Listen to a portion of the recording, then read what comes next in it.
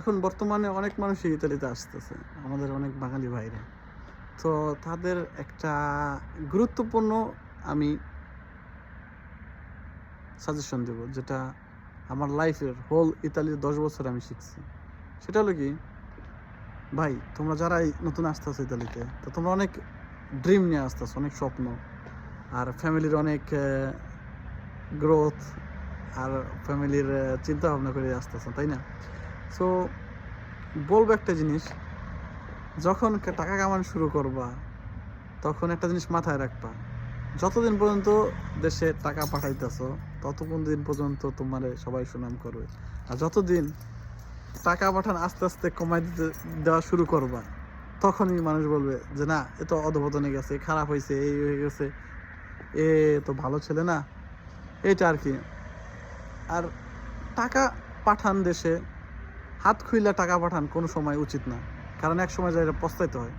অনেক ফেসবুকে ঢুকলে বলবো, দেখো অনেক এই সৌদি, দুবাই, আমেরিকা, ইউরোপের ছেলেরা এইসব ভিডিওতে বলে যে ফ্যামিলিরা সম্পূর্ণ টাকা পাঠানো ঠিক না। কারণ আছে। কারণটা কি, যেমন বাংলাদেশের হিসাব অনুযায়ী, যেমন বাংলাদেশে যার সাইকেল নেই, কিন্তু একটা কথা আছে, আমার চাচতো ভাই একটা কথা বলতো, আমার ভাইয়া, বড় ভাইয়া, যে ভাত গোটে না চা খায়, সাইকেল লে হাঁকতে যায়। সো যারা খাইতে পারে না তারাও মনে করে সাইকেল লে হাঁকতে যায়, তাদের ফুটাঙ্গিরি বেশি। যখন বিদেশ যায় সন্তান, তত বাপ মা এই ভাই বোনের ফুটাঙ্গিরি বেশি হয়ে যায়, তারা হিসাব হিসাবে টাকা ভাঙে। আর টাকা ভাঙার যদি একটা হিসাব না থাকে, তখন খরচ বাড়ে, আয়ের সাথে খরচও বেড়ে যায়। সো মানুষের সাথে পাল্লা দিতে যায়, তো ব্যালেন্সটা নষ্ট করে ফেলে। কিন্তু এইসবের সব ধারাবাহিকতা রাষ্ট্রে যে বিদেশ আছে তার উপরে পড়ে। যতই টাকা ভাঙবো, যতই পাঠাও, টাকা ভাঙতে আছে, পাঠাতে থাকো, ভাঙতে থাকে, পাঠাইতে থাকো, ভাঙতে থাকে। এক সময় যে এরকম পরিবেশ হয় যে তুমি 5 বছর পর হিসাব করে দেখো, তোমার কিছু এখনো হয় নাই, কিন্তু তোমাকে এটার হিসাব দিতে পারবে না ফ্যামিলির মানুষ। আর ফ্যামিলির মানুষ হিসাব না দেওয়ার পর দোষটা তোমার গায়ে উঠবে, তুমি 5 বছরে বিদেশ যা করছোটা কি।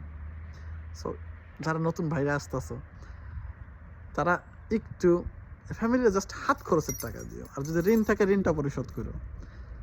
বেশি দেওয়ার চেষ্টা করে না, কারণ হিসাব হলো বস এই দুনিয়ায়। হিসাবের উপরে মায়ের নেইকা, দুনিয়ায় হিসাবের উপরে মায়ের নেইকা। যতদূর তুমি রাখতে পারবো নিজের কাছে, ততদূর তোমার কাছে টাকা থাকবে। আর বিদেশে আসার সাথে সাথে একটা অ্যাকাউন্ট করে কিছু টাকা নিজের কাছে রাখার চেষ্টা করে, কারণ আপদে বিপদে এই বাপ মা ভাই বোন যদি থাকে তাদের পিছে, তারা এই দেশে পাঠাইতে পারে অনেক সময়। আর তোমার পাঠাইতে পারবে কিনা এটাও একটা জিনিস জানতে হবে, যে তোমার একটা বিপদের সময় টাকা আসবে কিনা বাংলাদেশ থেকে।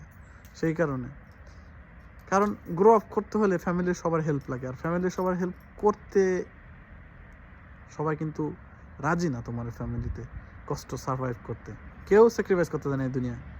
স্যাক্রিফাইস শুধু একজন করে, ওই ছেলে হোক বাপ হোক, ফ্যামিলির মধ্যে স্যাক্রিফাইস একজন করে। সো সেই স্যাক্রিফাইস করাটার বকরি হইও না, তুমি যেটা ছাগল হইও না।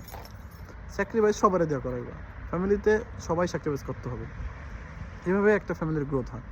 তো নতুন ইতালিতে আসা সব ভাইরে সবাই সালাম জানাই, আর আমার লেসনটা নিও, নাইলে কিন্তু আমার মতন 10 বছর পর পস্তাইবে।